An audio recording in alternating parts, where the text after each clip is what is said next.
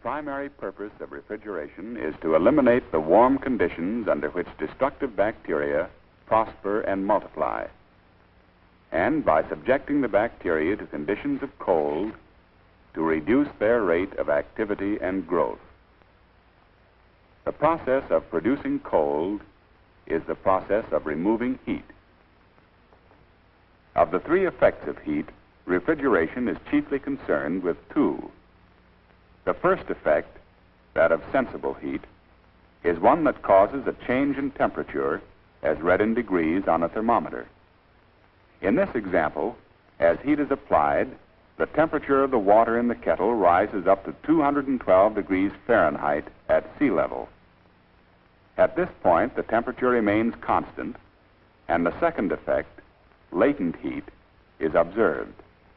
The water changes state and becomes a vapor.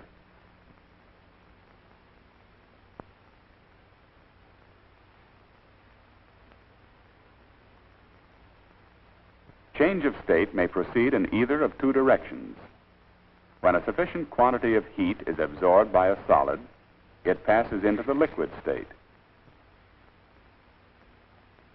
Upon absorbing more heat, the liquid evaporates and changes to a gas. When sufficient heat is withdrawn or released from the substance in its gaseous state, the gas condenses or changes back to a liquid. When more heat is withdrawn, the liquid freezes or returns to the solid state. For any substance, there are two distinct quantities of heat involved in changes of state.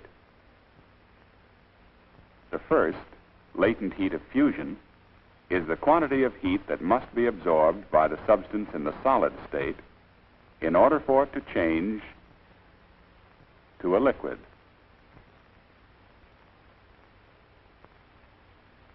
Or that must be removed from the liquid if it is to return to the solid state.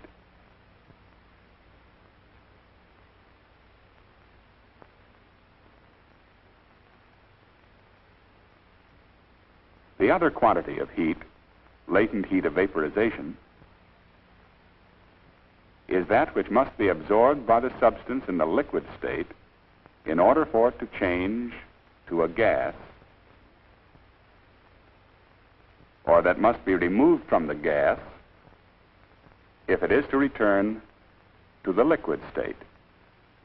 In mechanical refrigeration, it is the movement between liquid and gaseous states that is important.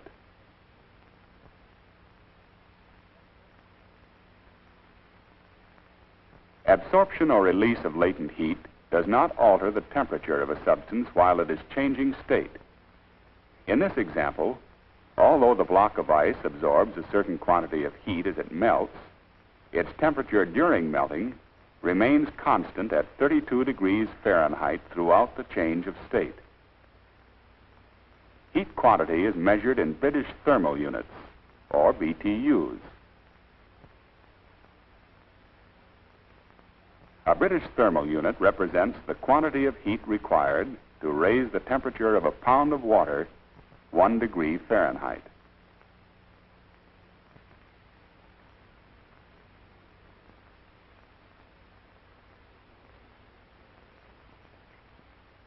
We know that when a liquid is heated to a certain temperature, it boils and changes to a gas. However, it is possible to cause the same liquid to boil at a lower temperature. This is done by controlling the pressure upon the liquid. The higher the pressure, the higher the boiling point temperature. The lower the pressure, the lower the boiling point temperature. It is through control of pressure that refrigerator temperatures are controlled.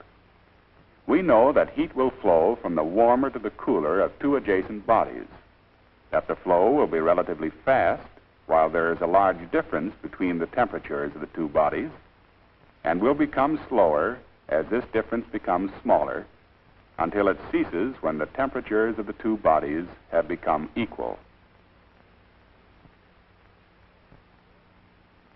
When a liquid changes to a gas, it absorbs heat which flows to it from its warmer surroundings. When these surroundings happen to be food in a refrigerator box, heat is withdrawn from it. That is, it is cooled or refrigerated. This is the rock-bottom basis of modern refrigeration. There are three methods by which transfer of heat from one place or body to another is accomplished. The first is conduction. When a flame is applied to one end of a metal bar, heat spreads through the metal, passing from molecule to molecule toward the cool end of the bar until the entire bar is hot. In the process known as convection, heat is carried along by the motion of a stream of gas or liquid whose function is similar to that of a conveyor belt.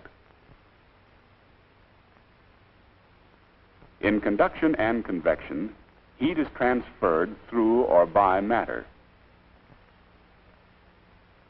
The process of radiation involves the direct transfer of heat in the form of waves, without need for a medium for the heat to move through. Refrigeration makes use of all three methods of heat transfer in removing heat from food items to a liquid cooling agent. Heat travels between the food and the cooling unit wall, both by means of radiation through direct waves and by means of convection through air circulation. The heat passes through the cooling unit wall to the liquid by conduction.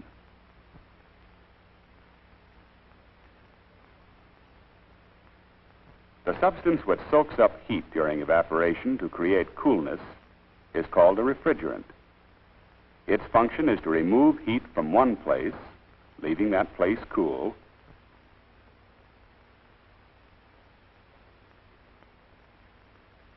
and to discard this heat elsewhere while it is being changed back to a liquid. To produce refrigeration, all that is necessary is a refrigerant that functions in terms of the physical facts and processes already described. Refrigeration would be adequately achieved if we placed a liquid refrigerant in a box and provided an outlet for its escape following its change to a gas. However, at this point, several practical problems must be solved.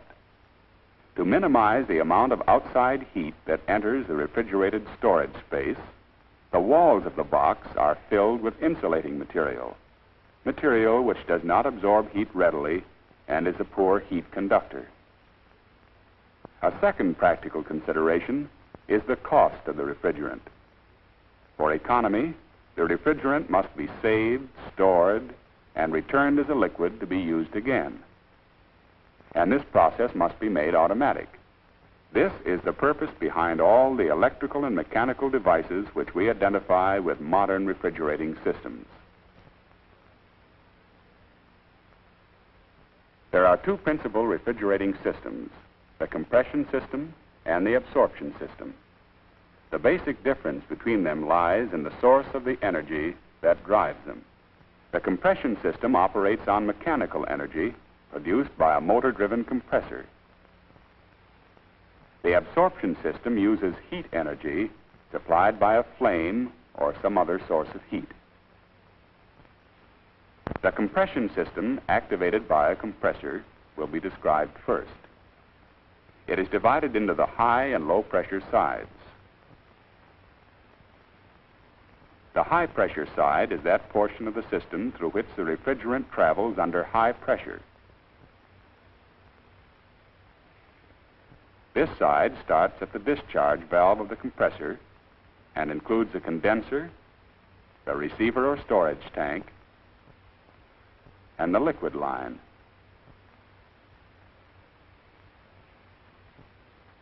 The low pressure side is that part of the system through which the refrigerant moves under low pressure. This side starts at the expansion valve, which divides the high and low pressure sides and includes the cooling unit or evaporator, the suction line, and the suction valve of the compressor. The compressor is essentially a cylinder in which a piston works. This is the course of a refrigerant through a typical compression cycle.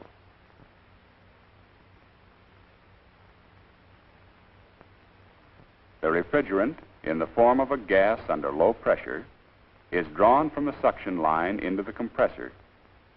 The gas enters the cylinder through the suction valve as the piston moves on its downward stroke. When the piston moves upward, the pressure and temperature of the gas rise. The gas is compressed and is finally pushed through the discharge valve into the condenser. The refrigerant enters the condenser as a high-pressure gas, and its temperature is higher than that of the air or water cooling the condenser. As heat flows from the gas to the cooling agent, the gas condenses, changes to a high-pressure liquid, and passes into the liquid receiver or storage tank.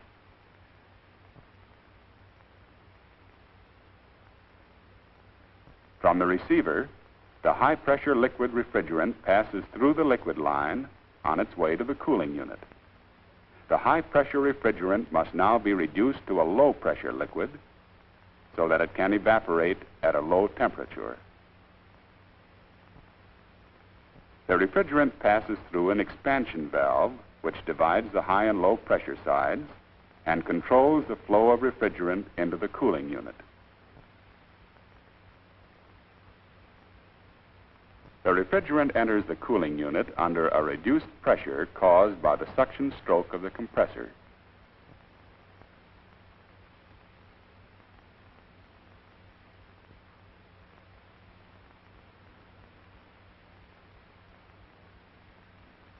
It evaporates, absorbing heat from food in the refrigerator and providing what we know as refrigeration.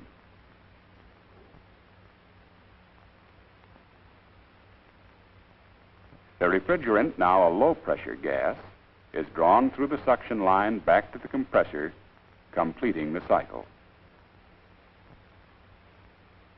This, then, is the cycle of changes of the refrigerant as it moves continuously through the compression system.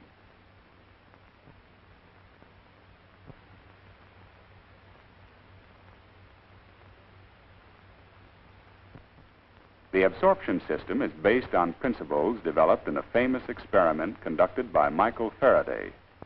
He sealed in a bent test tube a compound of silver chloride, a white powder, and dry ammonia gas which had been absorbed by the powder. He heated the end of the tube containing the powder and at the same time cooled the opposite end of the tube with water. Ammonia vapor was released during application of heat and was condensed in the cool end of the tube. When the flame under the powder was extinguished, vapor that had not been liquefied was reabsorbed by the powder, reducing the pressure on the liquid ammonia. The liquid ammonia began to boil, changed back to a vapor, and was reabsorbed by the powder. The end of the tube containing the boiling liquid was intensely cold, the evaporating ammonia having drawn heat from the nearest substance, the test tube itself. The driving force in the absorption system is heat, and a heater and generator take the place of the compressor. The generator contains an absorbent, a liquid or solid which has absorbed the refrigerant. Water passes through a coil to cool the absorbent and permit it to reabsorb the refrigerant at the proper stage of the cycle. A simplified diagram of the system is filled out by a condenser and a tank which serves as liquid receiver and cooling unit. Check valves guarantee the movement of the refrigerant in only one direction. The cycle begins when heat is applied to the generator, releasing the refrigerant as a gas from the absorbent. The gaseous refrigerant travels upward to the condenser, which is cooled by air or water. Here it is liquefied. Its heat is dispelled, and it flows by gravity to the cooling unit. As the liquid refrigerant accumulates, the float rises until it reaches an electrical contact point, setting off a device which automatically turns off the flame of the burner. The same device also sends a stream of water through the coil in the generator. The absorbent which surrounds the coil is thus cooled. Two processes now cause the refrigerant to evaporate. One is the transfer of heat to the refrigerant from the food near the cooling unit. The other is the power of the absorbent, when cool, to reabsorb the refrigerant.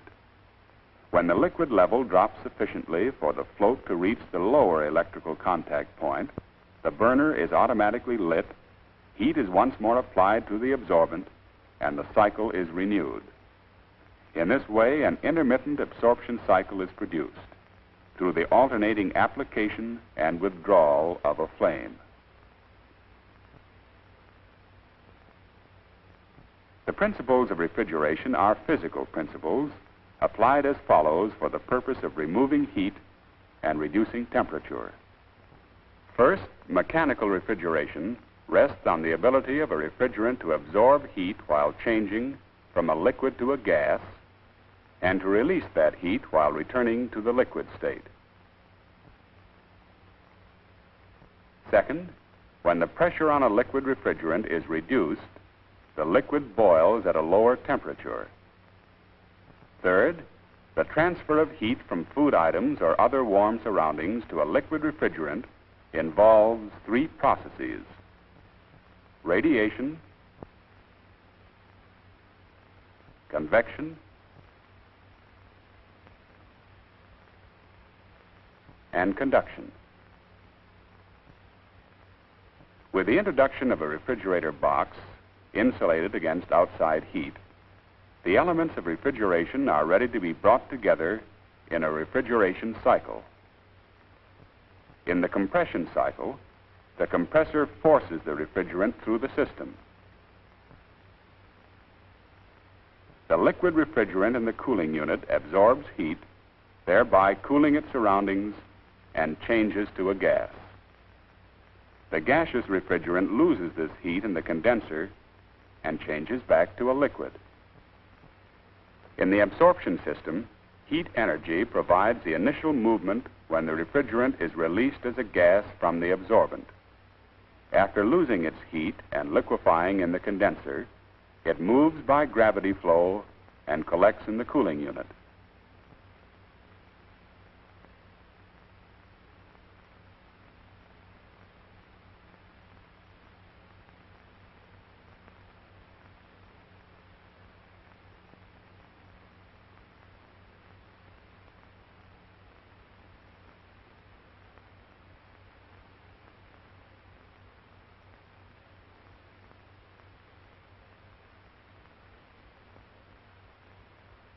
The refrigerant then absorbs heat from its surroundings, changes to a gas, and is reabsorbed by the absorbent. These are the principles of refrigeration. Understanding them is basic to good refrigeration practice.